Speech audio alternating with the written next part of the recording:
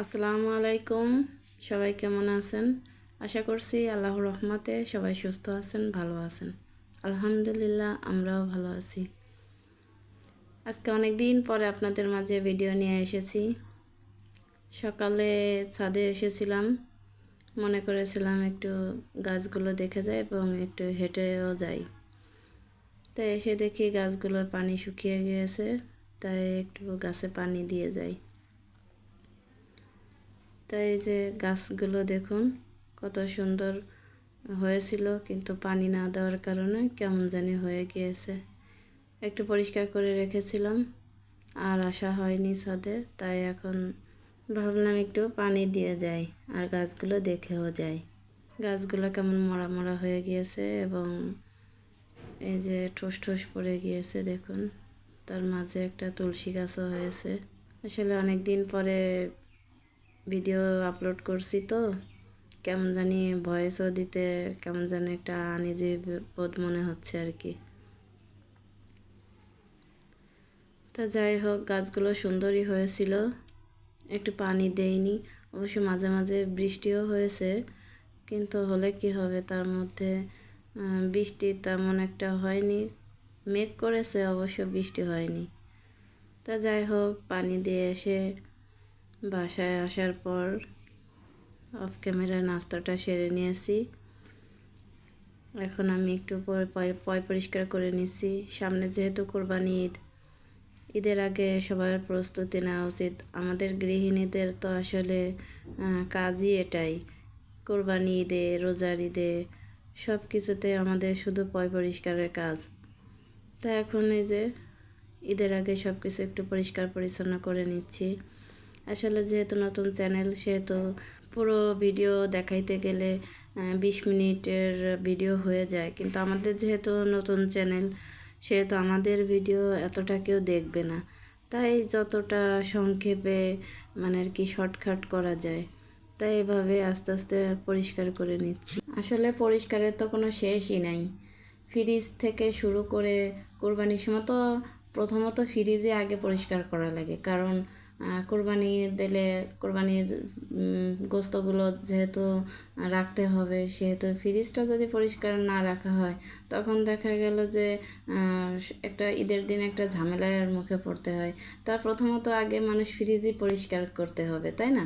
তা ওইগুলা অবশ্য দেখাইলে একটু দেখাইতেই পারতাম, কিন্তু আমার ভিডিও অনেক বড় হয়ে যাবে বিধায় আমি এতটা দেখাইতে পারিনি। যাই হোক, যতটুকু দেখাইতে পারছি আপনাদের মাঝে ততটুকু নিয়েই এসেছি। আসলে প্রস্তুতির তো আর কোনো শেষই নেই।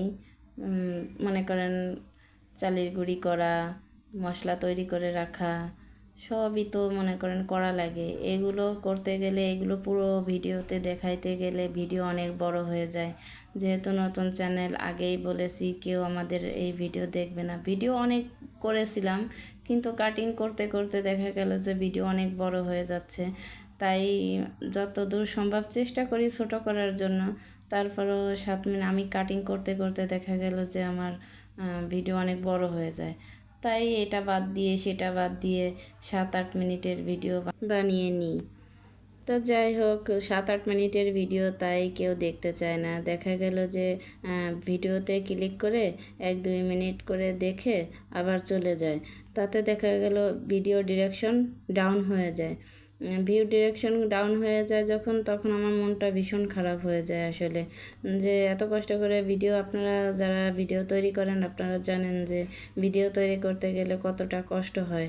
তা আমরা যেহেতু নতুন, আমরা এতটা ভালো পারি না, যেন আমাদের একটু বেশি কষ্ট হয়। একটা ভিডিও তৈরি করতে গেলে দেখা যায় যে পুরো একটা দিন আমার লেগে যায় ভয়েস দেওয়া, এডিট করা, সংসারের সবাইকে সামলিয়ে তারপরেই তো এডিট করতে বসি, বা তারপরে নিলিবিলি হয়ে না ভয়েস দিই। তারপরেও মনে করেন কেউ পুরো ভিডিওটা দেখে না, তখন মনটা আসলে ভীষণ খারাপ হয়ে যায়।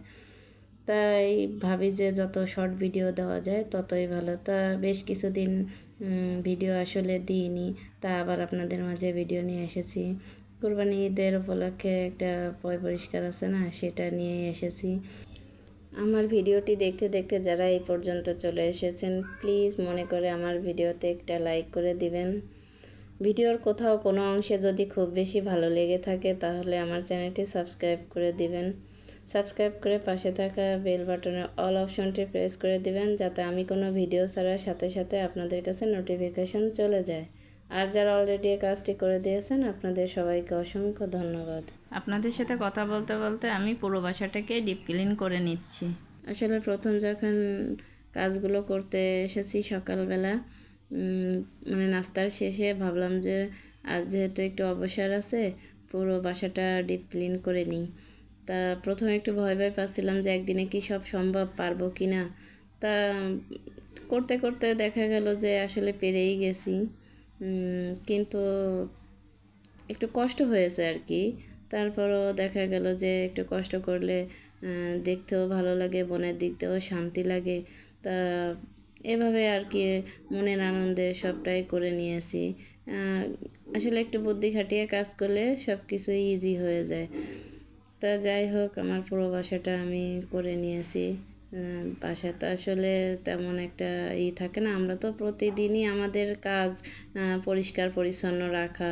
তো এগুলো যেহেতু আমরা আগেও পরিষ্কার পরিচ্ছন্ন করেছি, সেহেতু এখন একটু কোনো রকম পরিষ্কার করলে হয়ে যায়। কিন্তু যেহেতু ডিপ ক্লিনের ব্যাপার, সেহেতু কোনো রকম করলে তো আর হচ্ছে না, ভালোভাবেই করতে হয়। আর প্রতিদিন যেহেতু ধুলাবালি উড়ে আসে, সেহেতু আমাদের এগুলো প্রতিদিনই পরিষ্কার পরিচ্ছন্ন করতে হয়।